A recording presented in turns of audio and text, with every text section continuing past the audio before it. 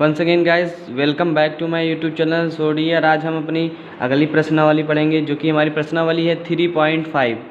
प्रश्नावली है 3.5, जिसमें कि निम्न समीकरण रैखिक समीकरण के युग में किसका एक अद्वितीय हल है, किसका कोई हल नहीं, या किसका अपरिमित रूप से अनेक हल है, या अद्वितीय हल की स्थिति में वज्र गुणनखंड विधि से ज्ञात कीजिए। देखिए गाइस, इसके पहले वाले लेक्चर में हमने प्रश्नावली 3.4 के कुछ इंपॉर्टेंट क्वेश्चन जो लास्ट में थे 3-4, उसको हमने सॉल्व किया था, जो कि point of view of exam काफ़ी मोस्ट इम्पॉर्टेंट थे, जिसको आपको आना ही चाहिए। अगर आप वो वाला लेक्चर नहीं देखे तो पहले वो वाला लेक्चर देखिए, एंड देन आफ्टर आप इस लेक्चर को देखिए, क्योंकि वो अगला वाला लेक्चर भी ना ये नहीं है, क्योंकि उसमें हमने विलोपन विधि द्वारा क्वेश्चन को सॉल्व करना बताया है। एंड अब हम जानेंगे क्रॉस मल्टीप्लिकेशन, मतलब कि वज्र गुणनखंड विधि द्वारा ऐसे समीकरण को हम सॉल्व करते हैं। चलिए इसको पहले क्वेश्चन को सॉल्व करते हैं। तो इसमें क्या कहा है कि किसका अद्वितीय हल है, किसका कोई हल नहीं, और किसका अपरिमित रूप से अनेक हल है। मतलब जो इक्वेशन दिए हैं इसमें हमें पहले ये चेक करना है कि किसका अद्वितीय है, किसका अपरिमित रूप से अनेक हल है, किसका कोई हल नहीं।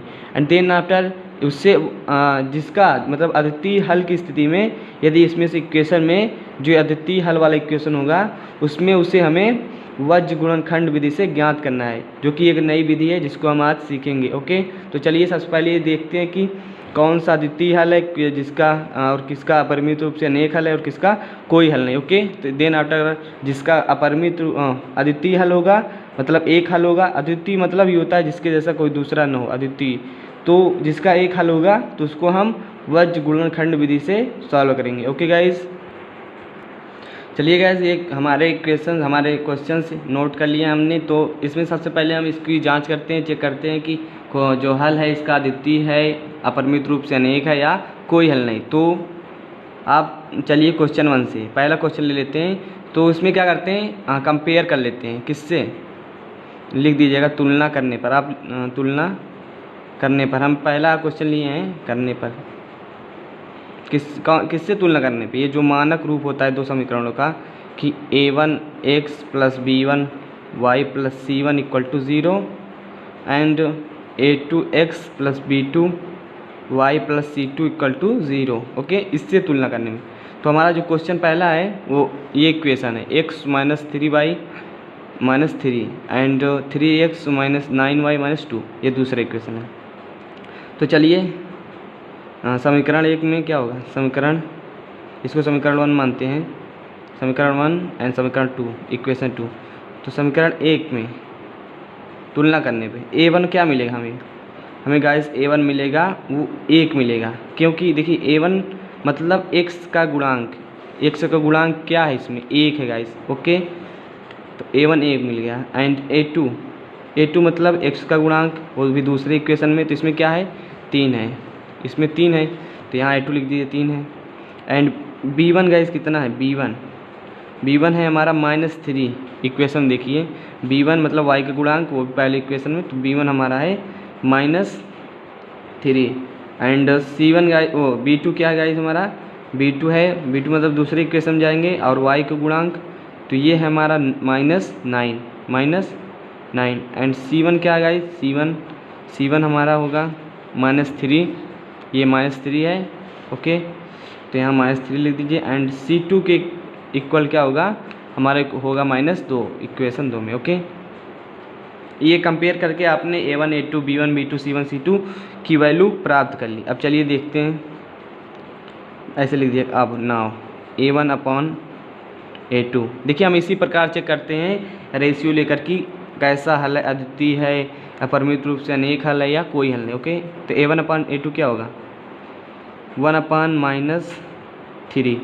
ओके गाइस, 1/-3 हो गया। एंड b1/b2 क्या होगा, ये होगा हमारा, क्या होगा, -3, ये -9। b1 की वैल्यू -3 है, एंड b2 की वैल्यू -9 है। ओके, एंड c1 और c2 क्या, c1 और c2 होगा हमारा -3/-2। ओके, तो a1 वैल्यू a2 की वैल्यू आ गई हमारी 1/3 माइनस में।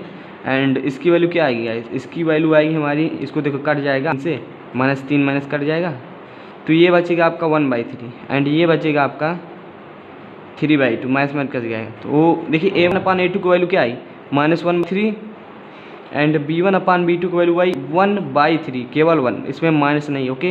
एंड C1/C2 की वैल्यू क्या आई गाइस, वो आई हमारे 3/2, वो आई हमारी 3/2, ओके।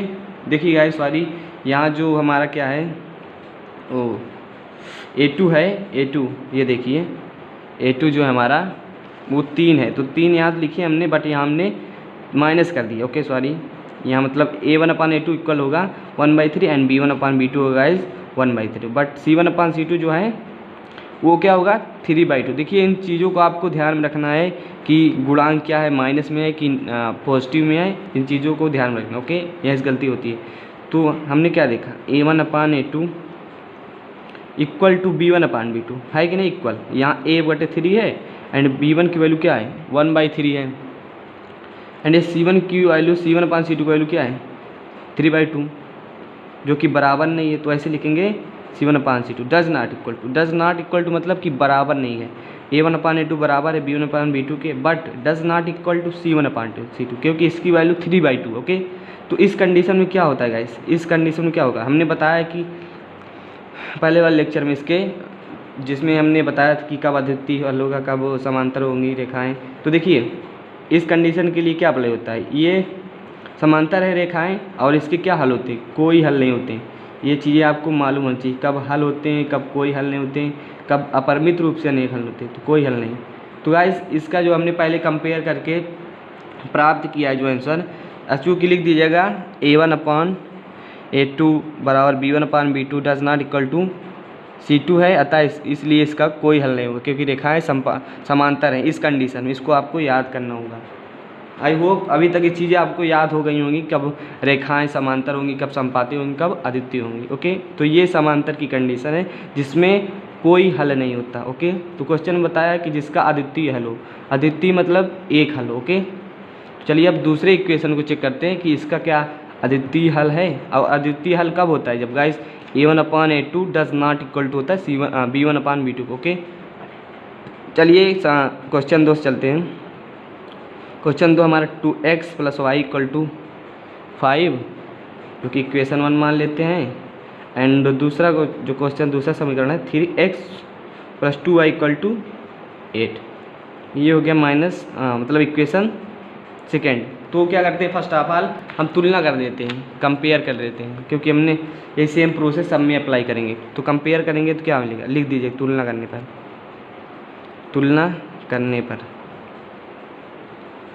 पर जब तुलना करेंगे क्या होगा, A1 इक्वल टू इतना 2 एंड A2/3 एंड मतलब B1 इक्वल 1 हो जाएगा, क्योंकि इसका गुणा 1, एंड B2 इक्वल क्या होगा, B2 इक्वल होगा हमारा 2 एंड C1 इक्वल होगा हमारा 5, C2 इक्वल होगा 8, ओके। ये हो गया चीज़ें। तो हमने A1 A2 B1 B2 और C1 C2 की वैल्यू प्राप्त कर ली तुलना करने पर। तो अब करिएगा A1/A2 लिख दीजिएगा। अब A1/A2 क्या आएगा 2/3, क्योंकि हमारा A1 जो है 2 है एंड A2 3 है, ओके। एंड B1/B2 क्या आएगा, इस B1/B2 हमारा है, वो है हमारा ये देखिए 1 है और ये 2 है, 1/2। C1/C2 क्या है गाइस, वो है 5/8। C1 की वैल्यू 5 एंड C2 की वैल्यू 8 है। तो इसमें हमने क्या देखा, A1 की वैल्यू A1/A2 इतना है 2/3 एंड B1/B2 1/2 है एंड C1/C2 5/8। तो आप बताइए गाइस, क्या A1/A2 बराबर है B1/B2 के, नहीं बराबर है। क्यों, क्योंकि ये देखिए ये 2/3 है एंड ये 1/3 है एंड C1/C2 भी बराबर है, ओके। लिख दीजिए चूँकि A1/A2 does not equal to B1/A2 बराबर नहीं है, ओके। अतः आप लिख दिएगा रैखिक समीकरणों के, ये रैखिक समीकरण है ना, रैखिक क्यों है कि उनकी घात जो है रैखिक समीकरण युग्म क्यों, क्योंकि 2 इक्वेशन समीकरण युग्म के अद्वितीय हल होंगे, ओके गाइज। इसके अद्वितीय मतलब एक हल है, अद्वितीय है हल, हल लिख दिएगा। क्यों अद्वितीय है, चलिए गाइस, क्वेश्चन को अब अद्वितीय हल है तो इसका हम क्या करते हैं, वज्र गुणनखंड विधि द्वारा सॉल्व करते हैं। तो आपको सबसे पहले ये मालूम होना चाहिए कि वज्र गुणनखंड विधि में क्वेश्चन को हम कैसे सॉल्व करते हैं। Okay, how to solve this question in by method cross multiplication. So guys, हम सबसे पहले ये जान लेते हैं कैसे सॉल्व करते हैं। यदि देखिए इक्वेशन, दो इक्वेशन दिए हों आपको, a1 दो रैखिक समीकरण युग्म दिए हों जो कि a1x plus b1y plus c1 हो इक्वल टू 0, एंड दूसरा इक्वेशन हो गाइस आपका, ये स्टैंडर्ड इक्वेशन है, मानक रूप है इक्वेशनों का। तो दूसरा हो हमारा a2x and b2y plus c2 equal to 0, ये इक्वेशन दूसरा है। ओके, तो इसमें क्या करते हैं, एक आपको सिंपल सा फार्मूला याद रखना है, ज़्यादा इसमें कुछ कॉन्सेप्ट नहीं है। ओके, तो ये फार्मूला होता है गाइज आपका x अपॉन, देखिए ये फार्मूला आपको याद करना पड़ेगा।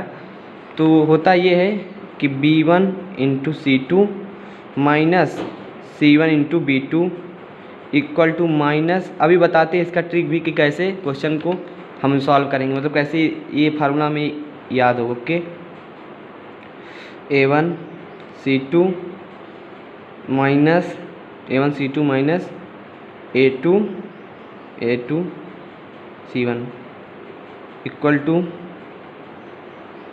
1 अपॉन, गाइज आपको क्वेश्चन अभी ये बता दूंगा कि ट्रिक क्या है, कैसे याद हो गया हमें formula basics. Okay, a1 b2 minus a2 b1। Okay, ये आपका फार्मूला है, वो भी क्रॉस मल्टीप्लिकेशन द्वारा क्वेश्चन को सॉल्व करने के लिए। ओके, तो चलिए इसको याद करने की ट्रिक बताते हैं हम आपको। ठीक, देखिए ट्रिक ये है कि हमने फार्मूला कैसे बनाया। देखिए अगर हमने लिखा x अपॉन में b1 c2 minus c1 b2, ये कैसे लिखा, तो अगर आप x वाला ले रहे हैं गाइज तो इसको आप भूल जाइए, मतलब ये नहीं है, मानिए कि जब ये गाइज ये आपका मान लीजिए नहीं है तो आप क्रॉस मल्टीप्लाई करिए ऐसे, इस तरीके से। तो अगर आप x का ले रहे हैं तो उसके गुणांक को भूल जाइए। ओके, ये ट्रिक है। तो c2 b1 ये लिखा हमारा c2 b1 या b1 c2 कोई भी, या a1 देखिए b1 c2 लिखिए या c2 b1 लिखिए, उसमें कोई डाउट नहीं होना चाहिए। ओके, तो इसको हम ऐसे कर लेते हैं एंड c2 b1, फिर इसके बाद आपका आएंगे माइनस, देखिए ऐसे क्रॉस हो गया, अब चलेगा ये ऐसे, ठीक है, तो माइनस का चिन्ह रहेगा c1 b2 या कहें तो b2 c1। ओके, इससे कोई दिक्कत नहीं कि b1 पहले आएगा c1 पहले आएगा। ओके, मतलब पहले इसको क्रॉस करेंगे ऐसे ऊपर की ओर, तो c2 और है क्या, ये गुणांक है। ओके, यहाँ तो c1 देखिए b1 c2 ये हो गया माइनस c1 b2 ऐसे। अब हम y को निकालते हैं, तो देखिए y में एक चीज़ रहेगा, याद रखिएगा, माइनस इसके साथ रहेगा। तो y को निकालने के लिए y को हम ऐसे कर लेंगे एंड फिर क्रॉस वाला हमने बताया था कि ऐसे जाएगा पहले, तो क्रॉस ऐसे जाए, जैसे इसमें गया था ना पहले, इसका गुणांक लिए थे, तो इसमें भी ऐसे ही जाएगा। तो क्या कि हमने माइनस रहेगा, इसको याद रखना, माइनस y अपॉन में a1 c2 या c2 a1, इससे कोई डाउट नहीं होना चाहिए। ओके, फिर माइनस, फिर ऐसे जाएगा।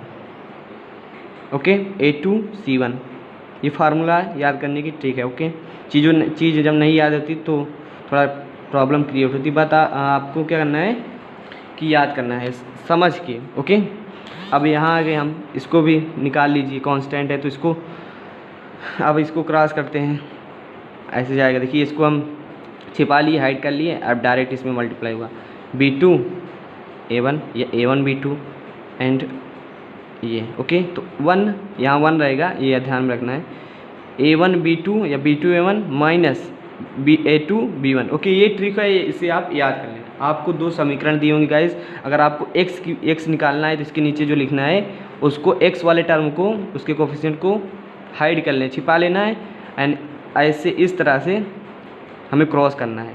ओके, जैसे हमने पहले किया, इसको x वाले कोफिशिएंट को छुपा लिया एंड ऐसे क्रॉस किया, c2 इसमें गया b1 में और ये वाला गया इसमें, इसके बीच में माइनस, एंड सेम प्रोसेस इसमें, बट इसमें माइनस रहेगा, माइनस y, तो इसको y वाले को हाइड किया हमने, छिपा लिया, तो ये गया c2 a1 के पास माइनस a2 c1, फिर इक्वल टू 1, यहाँ 1 लेते हैं कांस्टेंट वाले इसमें, c वाले में, तो इसको भी हाइड कर लीजिए, तो ये y क्रॉस वाला इधर जाएगा b2 a1 minus a2 b1। I hope ये जो फार्मूला ट्रिक है बाई ट्रिक आपको ये लर्न हो गया होगा, क्योंकि ईज़िली हमने इसको टोटली डिस्क्राइब कर दिया कि इसका फंडा क्या है, किस तरीके से चीज़ें हमें याद करनी है। तो चलिए क्वेश्चन को सॉल्व करते हैं। तो क्वेश्चन को सॉल्व करते हैं गाइस। क्वेश्चन हमारा क्या है, ये है। तो फर्स्ट ऑफ ऑल आप क्या करना है, आप इक्वेशन जो दिए रहेंगे हमेशा इसको ऐसे कर लीजिए 2n माइनस 5y, इसको 0 के इस तरफ ले लेना। ओके, याद रखिएगा 3x plus 2y minus 8 equal to 0। तो ये हमारे इक्वेशन हो गए। आपको ये करना है इस पक्ष में ले लेना है 0 के। तो अब क्या करेंगे, अब आप तुलना कर लीजिए। पहली बात तो a1 क्या है हमारा, a1 हमारा है 2 एंड a2 है हमारा 3 एंड गाइस b1 हमारा है 1, y में 1 गुणा है एंड b2 है हमारा 2 एंड c1 है -5 एंड c2 है गाइस हमारा -8। तो चलिए क्वेश्चन को सॉल्व करते हैं। आप लिख दीजिएगा सिंस, चूँकि हम जानते हैं फार्मूला क्या होता है, x upon b1 c2 minus यहीं से ट्रिक से c1 b2 equal to minus y a1 c2।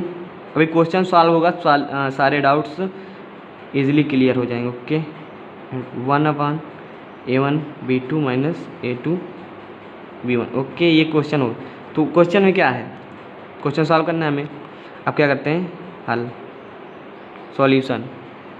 Solution में क्या करेंगे, x लिखेंगे एंड गाइस b1 क्या है हमारा, b1 हमें मिला 1।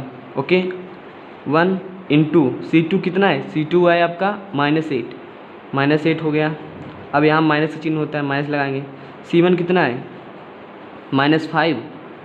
-5 इंटू में है b2 की वैल्यू हमने क्या गेन की है 2। ओके, अब इधर लिख लीजिए -y अपॉन में a1 कितना है 2। फार्मूला लर्न होना चाहिए तभी ये चीज़ें याद होंगी, और फार्मूला कैसे लर्न करना है ये ट्रिक हमने बता दी। c2 की वैल्यू -8 एंड माइनस का चिन्ह रहेगा ही रहेगा। a2 की वैल्यू 3 है इंटू c1 -5 इक्वल टू 1 में रहेगा a1 b2। a1 कितना है 2 है, b2 कितना है 1 है, माइनस a2 कितना है, a2 गाइस हमारा 3 है, 3 इंटू b1 कितना है, b1 है हमारा 1। ओके, सॉरी 1 है, 11 नहीं है। तो चलिए इसको पहले सॉल्व करते हैं। x -8 इंटू 1 -8 और ये माइनस प्लस हो जाएगा और ये 10। ओके, देखिए -5 इंटू पहले 2 करेंगे तो -10 होगा, और -10 और माइनस बाहर है तो माइनस प्लस हो जाएगा। ओके, एंड ये हो गया -y और गाइस ये हो गया माना -16 हो जाएगा 8 इंटू -2 एंड ये हो जाएगा माइनस प्लस गुणा होगा एंड 3 इंटू 5 कितना होगा 15 इक्वल टू 1 अपॉन 2 इंटू 1 2 होगा एंड 3 इंटू 1 -3 इंटू 1 3। ओके, अब क्या करना है प्रोसेस को समझिएगा। पहले इसको सॉल्व करते हैं। x ये -8 प्लस 10 कितना होगा 2 होगा, और ये होगा गाइस आपका -y अपॉन में -1, क्योंकि -16 बड़ा है प्लस 15, तो इसको घटाएंगे तो 1 आएगा -1। ओके, एंड ये आएगा आपका -1 गाइस। ओके, -1 आएगा क्योंकि -3 प्लस 2 या 2 -3 -1 होता है। ओके, x/2 माइनस कट जाएगा, y बचेगा y/1 मतलब कुछ नहीं, एंड ये कितना होगा -1। ओके, अब क्या करते हैं, हमें वैल्यू निकालनी x y की, तो क्या करते हैं हम इसको तुलना करते हैं इस साथ। एक बार x का ले लेते हैं इसके साथ एंड दूसरा y के साथ। ओके, तो x/2 इक्वल टू -1 तो x की वैल्यू क्या मिलेगी -2 एंड y की वैल्यू क्या मिलेगी y इक्वल टू -1। देखिए x के बाद मतलब पहले x वाले टर्म के साथ इसको जो c वाला होता है ये वाला पद, एंड इसके बाद y की वैल्यू निकालने के लिए इसके साथ। ओके, इसको आप याद रखना है। तो हमने x और y की वैल्यू प्राप्त कर ली, x2 एंड y की वैल्यू हमने -1 प्राप्त की। ओके। तो चलिए गाइस फार्मूले का यूज करके हम क्वेश्चन को सॉल्व करते हैं। तो देखिए फर्स्ट ऑफ ऑल क्या करिए, आप जो फार्मूला मतलब क्वेश्चन इक्वेशन दिए हैं उसको आप तुलना कर लीजिए। तुलना इससे कर लीजिए वो मानक समीकरण से। तो A1 अपान क्या होगा, मतलब तुलना करेंगे तो आपको मिला, हमें A1 मिला था 2। इसके पहले वाले हमने तुलना कर ली है, मतलब कि जब ये चेक कर रहे थे कि अद्वितीय है, बट हम लिख लेते हैं फिर से। तो A2 बराबर क्या होगा 3 होगा, इसी इक्वेशन से 3 होगा। एंड B1 क्या होगा, y होगा 1 होगा, y का गुणांक। एंड B2 क्या होगा 2 होगा। एंड C1 क्या होगा, C1 होगा हमारा 5। C1 हमारा होगा 5। देखिए सबसे पहले क्या कर लीजिएगा आप कि इसमें जो इक्वेशन दिए रहेंगे उसको एक पक्ष में कर लीजिए। ओके, तो इक्वेशन हम जो दिए हैं इसको ऐसे कर लेते हैं 2x + y - 5 = 0। कोई दिक्कत नहीं, इस तरफ कर लिया।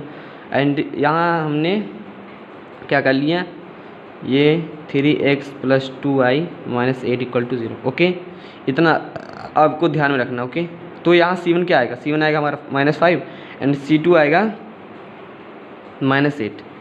इतना आ गया, इतना क्लियर है, C2 - 8 आ गया।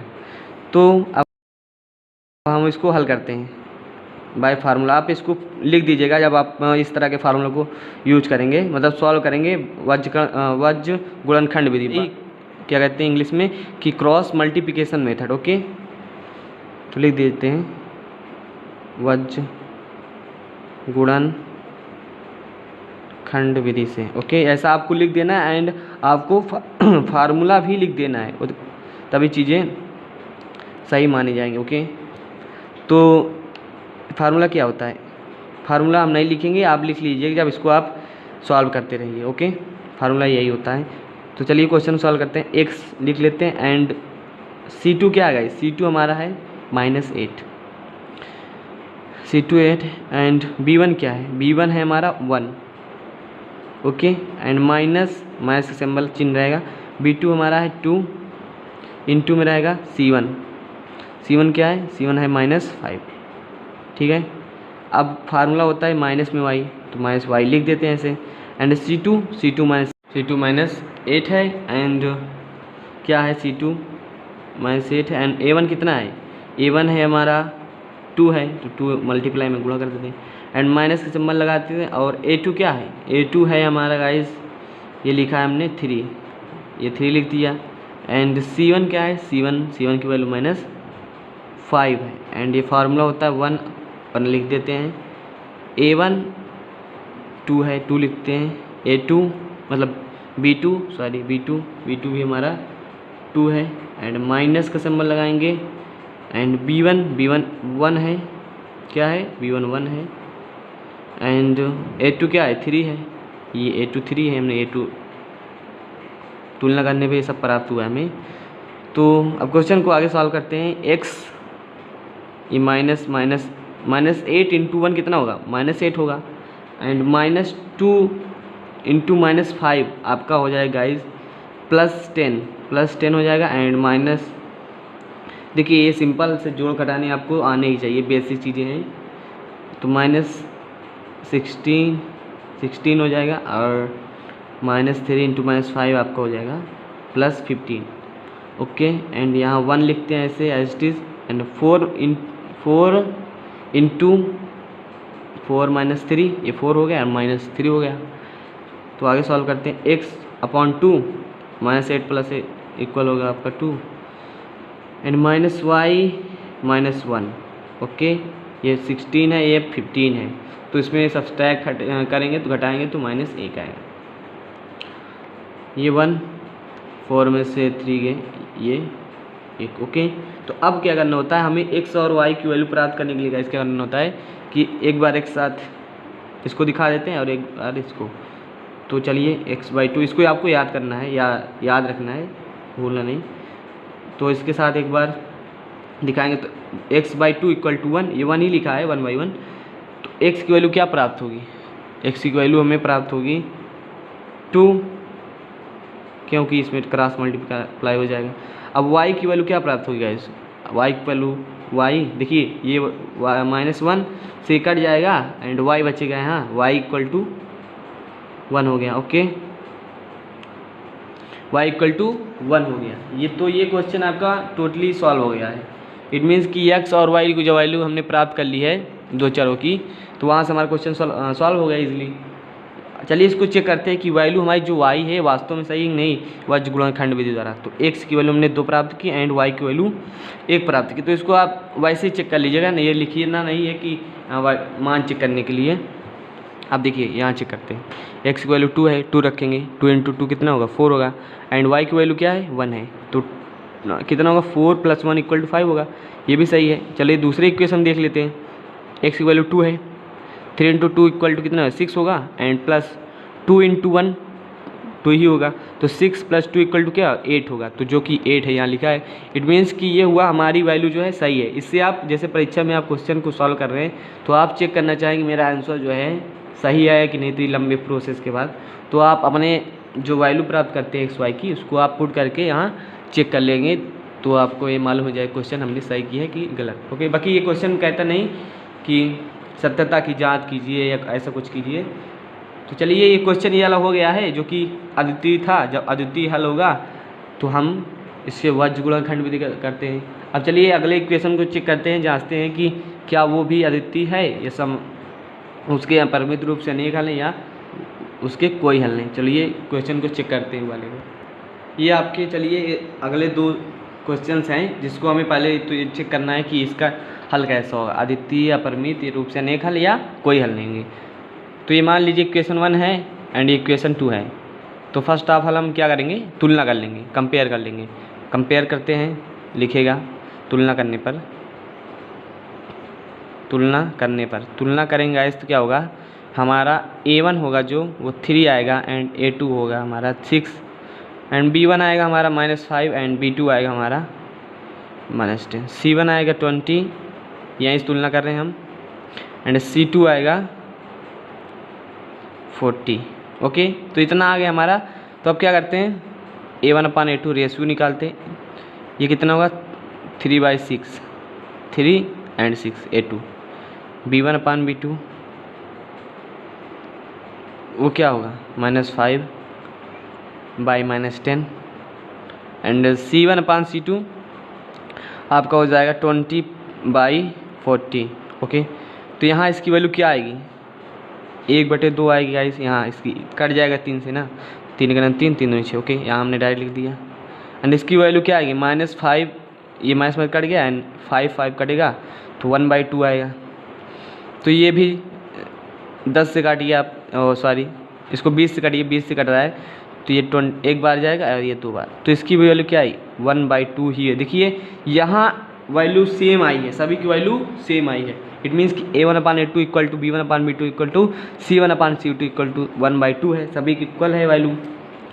लिख दीजिएगा चूँकि A1/A2 B1/B2 = C1/C2 है, ऐसे लिख दीजिएगा चूँकि A1/A2 = B1/B2 = C1/C2 है। अतः रैखिक देखिए इस कंडीशन में क्या होता है, इस कंडीशन में क्या होता है कि अपरिमित रूप से अनेक हल, मतलब कई हल होते हैं इसके। ओके, ये आपको याद रखना है। हमने आपको इसके पहले वाले लेक्चर में लगभग जिसमें हमने पढ़ाया था, ये शुरुआती लेक्चर में जब ये टॉपिक स्टार्ट हुआ था प्रश्नावली 3.1 तभी बताया था। तो अतः रैखिक समीकरण क्या होगा, रैखिक समीकरण युग्म माने जोड़ा, क्योंकि 2 समीकरण है इसीलिए युग्म लिखते हैं। अतः रैखिक समीकरण युग्म के अपरिमित रूप से अनेक हल होंगे। इस कंडीशन में अपरिमित रूप से अनेक हल होते हैं, इस कंडीशन जब बराबर रहता है, क्योंकि रेखाएं इसमें संपाती होती हैं। संपाती मतलब ये होता है कि जो रेखाएं होंगी वो एक के ऊपर एक रहेंगी, इसका मतलब वह संपाती है। ओके, एंड जिसमें हमारा अद्वितीय हल होता है उसमें क्या होता है, रेखाएं प्रतिच्छेदित करती हैं, ऐसे किसी एक पॉइंट पे मिलती हैं तो उसके एक हल होते हैं। ओके, और जब हमारी रेखाएं क्या होती है, समांतर होती हैं। समांतर की मतलब कि एक दूसरे के पैरेलल हैं, सीधे जा रही हैं, जैसे रेल की पटरी नहीं होती वो समांतर होती, तो उसके क्या होते हैं, कोई हल नहीं होता। रेखाएं से समांतर हैं। देखिए तो क्या होता है गाइस, हमारा ये कंडीशन कब होती है, जब रेखाएं समांतर होगी। ये A1/A2 इक्वल होगा जब B1/B2 ये सब पहले लेक्चर में हमने डिस्कस कर चुका हूँ एंड फिर से रिवाइज कर देते हैं। इस कंडीशन में हमारी रेखाएँ समांतर होती हैं। फॉर एग्जांपल जो रेल की पटरी होती है वो कभी नहीं मिलती, इसलिए इसके कोई हल नहीं होते हैं। ओके, एंड इसके अनेक हल इसलिए होते हैं कि इसमें अनेक बिंदुओं पे रेखाएं मिलती हैं। देखिए रेखाएं जो हैं संपाती हैं, मतलब एक के ऊपर एक है, इस पर कई रेखाएं हैं, इस पर कई बिंदु मिल रहे हैं और यहाँ एक हल होते हैं। क्यों? प्रतिच्छेदित है, क्योंकि यहाँ एक बिंदु मिल रहे हैं, इसीलिए अद्वितीय हल होता है। ओके, तो ये कंप्लीट जानकारी रही। तो चलिए, अतः रैखिक समीकरण युग्म के अपरिमित रूप से अनेक हल होंगे। अनेक हल के होंगी, रेखाएं संपाती हैं, कंडीशन ये होती है, अनेक हल सॉल्यूशन होंगे। ये हमने देख लिया कि इसके अनेक हल होंगे। देखिए क्वेश्चन में कहा था कि अगर अद्वितीय हल होते हैं तब हमें क्रॉस मल्टीप्लिकेशन मेथड का यूज करके क्वेश्चन को सॉल्व करना है, बट यहाँ ऐसा कुछ नहीं है, अद्वितीय नहीं है, तो हम संपाती है, इसलिए क्या करते हैं, अगले इक्वेशन को देखते हैं। क्या ये जो है हमारा इक्वेशन जो है ये अद्वितीय है, मतलब इसका हल एक है या नहीं। तो इसको चलिए चेक करते हैं, जांच करते हैं।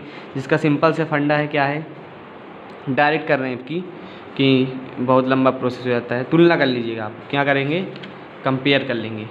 तो कंपेयर करेंगे कैसे,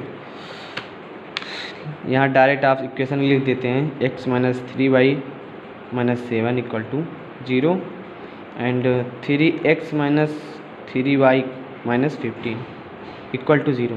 तुलना करेंगे, a1 मिलेगा, लिख दीजिएगा तुलना करने में। तो a1 1 मिलेगा, a2 3 मिलेगा एंड b1 -3 मिलेगा। ये देखिए -3 इसका कोफिशिएंट गुणांक है। b2 -3 इसमें भी मिलेगा and c1 -7 and c2 -15। Okay, यहाँ से तो ये हमें मिल गया सभी a1 a2 b1 b2 c1 c2 की वैल्यू। अब हम इसको चेक करते हैं कि या अद्वितीय हल है या नहीं। वो कैसे चेक करेंगे, तो हम सिंपल फंडा है, a1/a2 1/7 एंड b1/b2 -3 -3 एंड -3, तो -3 c1/c2 -7 एंड अपॉन -15। तो देखिए गाइस, a1/a2 हमारा माइनस, अब आगे नहीं सॉल्व करेंगे, यही बता दे रहे हैं कि -1/7 आया है इसकी वैल्यू a1/a2 एंड b1/b2 की वैल्यू कितनी है, 1 आई है। 1 कैसे, ये चीज़ें -3 ऊपर -3 ऊपर नीचे, तो इसकी वैल्यू 1 हो जाएगी। एंड c1/c2 की वैल्यू कितना आया है, ये आया हमारा 7/15, क्योंकि माइनस कट जाएगा। तो ये हमने क्या देखा है इस कंडीशन में कि जो a1/a2 है वो बराबर नहीं b1/b2 के। क्यों? क्योंकि a1/a2 हमारा -1/7 है एंड b1/b2 1 है एंड c1/c2 7/15 है। तो आप लिख दीजिएगा ऐसे, क्योंकि क्या कहते हैं गाइस, क्या करते हैं कि चूँकि a1/a2 does not equal to b1/, बस इतना ही लिखेगा, डज नॉट आगे नहीं लिखिएगा, c1 does not equal to c1/2, तो यहीं से हो जाएगा, है does not equal to b1/b2 है। अतः रैखिक समीकरण युग्मों का जो युग्म है, युग्म का हल अद्वितीय होगा। अद्वितीय मतलब जिसके जैसा कोई न हो, जिसके एक हल हो, अद्वितीय हल अद्वितीय होगा। तो अद्वितीय हल कंडीशन में हमने क्या करना है कि वज्र गुणनखंड मेथड का प्रयोग करके, विधि का प्रयोग करके क्रॉस मल्टीप्लिकेशन का क्वेश्चन को सॉल्व करता है। तो ये कंडीशन अप्लाई हो गई कि हमारा जो हल है रैखिक समीकरण युग्म का अद्वितीय है। तो अब इसको हम आगे की ओर सॉल्व करते हैं। तो आगे सॉल्व करने के लिए भाई क्रॉस मल्टीप्लिकेशन मेथड का यूज करेंगे। ओके, तो चलिए इसको वज्र गुणनखंड विधि द्वारा हल करते हैं। लिख दीजिएगा वज्र, या इंग्लिश में लिखते हैं इसको cross multiplication method, by cross multiplication method, वज्र गुणनखंड विधि से हल करने पर। तो अगर आपको इसका फार्मूला नहीं याद होता बार बार, तो आपको क्या करना है सिंपली कि स्टैंडर्ड जो रैखिक समीकरण युग्म होते हैं इसको ऐसे लिख लेना है, इसको आप पता होना चाहिए। Plus c1 = 0 and a2x b2y plus c2 = 0 तो आप फार्मूला आप अपने से बना सकते हैं। ओके, अगर आप परीक्षा समय में आप भूल जाते हैं चीज़ों को, तो ये आपके 2 समीकरण हो गए, व्यापक समीकरण हो गए। तो इससे आप इजीली बाई ट्रिक में जो मैंने बताया है कि इस तरह के याद करना है, तो आपको क्या करना है, ऐसे लिखना है वज्र गुणनखंड विधि से, एंड इसको साइड में। तो हम क्या करते हैं, x लिखते हैं और x वाले टर्म को हाइड कर लेते हैं, छिपा लेते हैं, एंड ये क्रॉस करते, क्रॉस मल्टीप्लाई करते ऐसे गाइस, ऐसे। ओके, इधर से b1 b2 का b1 c2 या c2 b1 एक ही होता है, ऐसे गुणा करेंगे। देन आफ्टर हम ऐसे गुणा करेंगे। ओके, तो यहाँ लिखेंगे b1 c2 माइनस, ये गुणा हो गया, minus b2 c1 equal to, minus रहता है, ये आपको याद होना चाहिए y के प्लेस पे, तो y वाले को छिपा लेते हैं। अब फिर क्रॉस ऐसे ही, क्योंकि इसमें पहले ऐसे गए थे तो इसमें भी ऐसे जाएंगे, तो क्या हो जाएगा c2 a1, या इसको लिखो a1 c2, कोई फ़र्क नहीं पड़ता, माइनस इसको अब ऐसे गुणा करेंगे तो a2 c1। यदि आप भूल जाते हैं परीक्षा समय, क्योंकि ऐसा क्वेश्चन ही है। ओके, एंड अब लिखेंगे क्या, 1, यहाँ 1 लिखते हैं। कुछ चीज़ें तो आपको याद ही होनी चाहिए कि 1 भी रहता है, माइनस y में रहता है, और यहाँ से ये जो नहीं याद होता है ये आप यहाँ से निकाल सकते हैं। तो यहाँ इसको अब छिपा लेते हैं, अभी y वाले छिपाए थे, अब ऐसे कर लेंगे तो क्या होगा इस हमारा, ये मान लीजिए नहीं है, तो अब इसमें गुणा होगा तिरछा क्रॉस, एंड इसमें तो b2 a1 minus a2 b1। Okay, simple है। तो ये आपका फार्मूला हो गया, यहाँ लिखते हैं वज्र गुणनखंड विधि से, तो फार्मूला लिख देते हैं। अब आगे सॉल्व करते हैं, हल, सॉल्यूशन। इसको सॉल्यूशन ऐसे भी लिख सकते हैं। ओके, सॉल्यूशन होगा क्या, x, एंड b1 की वैल्यू क्या है, b1 की वैल्यू हमारी यहाँ है -3। अब तुलना कर लीजिएगा, b1 की वैल्यू -3 आएगी तो -3 लिख देते हैं, एंड c2 की वैल्यू, c2 इस इक्वेशन में मिलेगा ये -15। जब तुलना करेंगे आप तो ऐसे लिख लीजिएगा, a1 इक्वल टू 1 होगा, एंड b1 इक्वल टू -3 होगा, एंड c1 इक्वल टू -7 होगा, एंड a2 होगा आपका 3, और इसी इक्वेशन से b2 equal to -3 and c2 equal to -15। तो यहाँ हम डायरेक्ट लिख दे रहे हैं। अब माइनस हो जाएगा b2 क्या है गाइस, b2 हमारा ये है, ये देखिए तुलना करेंगे तो b2 -3 है, तो -3, एंड c1 क्या है, c1 है हमारा -7। ओके, देखिए चिन्हों का बहुत ध्यान रखना है, इससे क्वेश्चन गलत हो जाते हैं, रॉन्ग हो सकते हैं। आपको सिंबल का महत्व बहुत ज़्यादा है। ओके, -y लिख दिया हमने, c2 क्या है -15 है, इंटू a1 क्या है 1 है, 1 लिख दिया,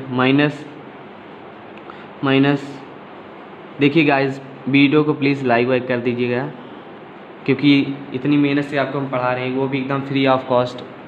ओके, और चीज़ों को पूरी कोशिश कर रहे हैं कि चीज़ें आपको समझ में आए, आप काफ़ी अच्छे मार्क्स लाएं। ओके, एंड a2, अगर वीडियो को अच्छा लगे तो शेयर वगैरह कर दीजिएगा, क्योंकि आपके लिए हम मेहनत कर रहे हैं। a2 कितना है, a2 है आपका 3, यहाँ से तुलना करेंगे तब a2 बराबर 3, इंटू c1 कितना है, c1 है आपका ये -7 हो गया। अब 1 लिखते हैं, एंड b2 कितना है, b2 है हमारा -3 इंटू a1 के प्लेस पे 1। अब माइनस कितना होगा, a2 b1 a2 के प्लेस पे कितना है, a2 प्लेस पे आपका 3 है, इंटू b1 कितना है, b1 है आपका हमारा -1।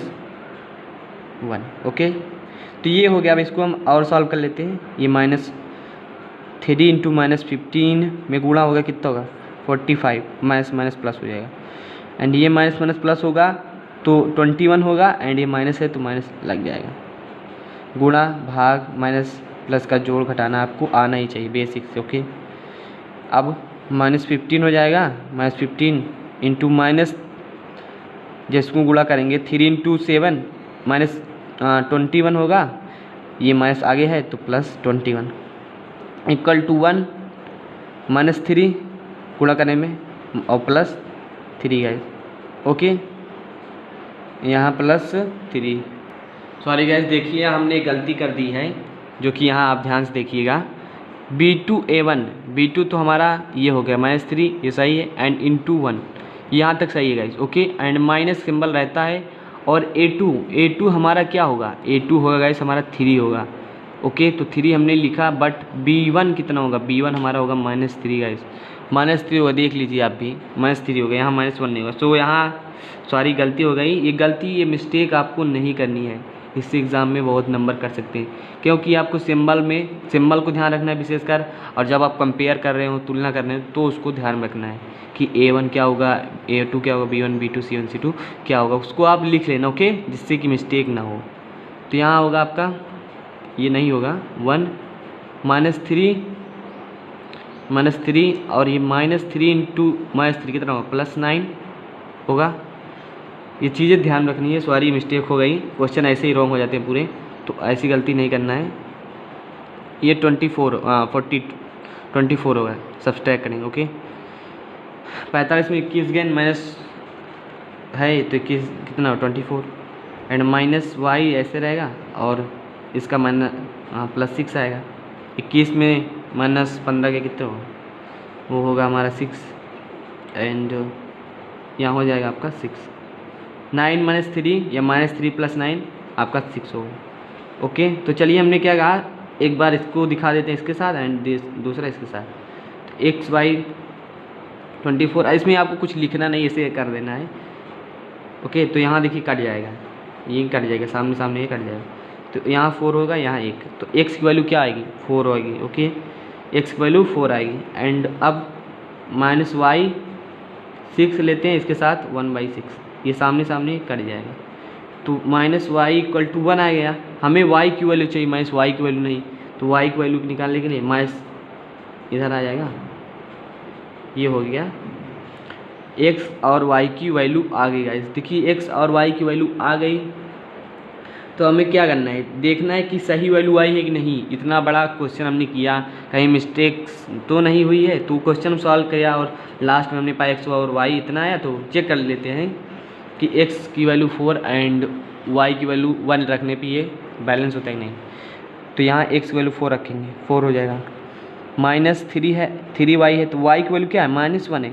जब -3 इंटू -1 होगा तो +3 हो जाएगा, और +3 यहाँ 4 आएगा, x की वैल्यू 4 है, तो +7 और -7 = 0, सही है गाइज। तो यहाँ से संतुलित हो गया। अब दूसरे में चेक कर लेते हैं, x की वैल्यू हमारी 4 है, तो 4 मल्टीप्लाई में तो यहाँ 12 हो जाएगा, एंड y की वैल्यू -1 है, -1 और -3 गुणा होगा कितना होगा, +3 एंड ये +12 कितना होगा, +15 होगा, +15 -15 = 0, काम खत्म। अतः हम कह सकते हैं हमारा क्वेश्चन सही है, ओके। इतनी लंबी प्रोसेस के बाद हम चेक कर लेते हैं आराम से, इसमें लिखना नहीं होता ना करना होता, बस हम अपने क्वेश्चन को जानने के लिए क्वेश्चन हमने सही किया है कि नहीं, अगर ओके तो लिख दीजिएगा अतः करके आप लास्ट में आंसर लिख देंगे। अतः x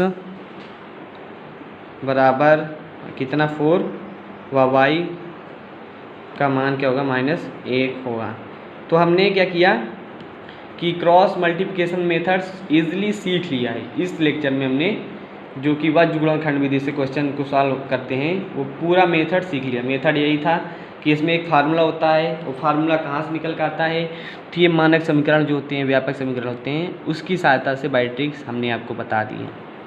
तो इसको याद कर लीजिएगा, ये याद नहीं होता तो चीज़ें इस ट्रिक से, इस कॉन्सेप्ट से आपको याद हो जानी चाहिए, ओके। और हम क्वेश्चन जब सॉल्व करते हैं तो लास्ट में जब इक्वल में आता है 3 चीज़ें ऐसी, तो एक साथ इसको लेते हैं, दिखाते हैं, एंड दूसरी बार y के साथ इसको, क्योंकि इससे हमारे x और y की वैल्यू प्राप्त हो जाती है, ओके। तो ये सीधा सा फंडा था क्वेश्चन को सॉल्व करने के लिए। आई होप आपको क्रॉस मल्टीप्लिकेशन मेथड द्वारा क्वेश्चन को सॉल्व करना आ गया हो। देखिए अभी हम आगे क्वेश्चन नहीं सॉल्व कराएंगे, क्योंकि चीज़ें अगर आप धीरे धीरे एक एक कॉन्सेप्ट लॉजिक्स आपका क्लियर होता जाएगा, तो भी कोई भी क्वेश्चन हो आप सॉल्व कर लेते हैं, ओके। देखिए क्वेश्चन ज़्यादा लगाने से कोई मतलब नहीं है, चीज़ें आपको आनी चाहिए पहली बात तो, ओके।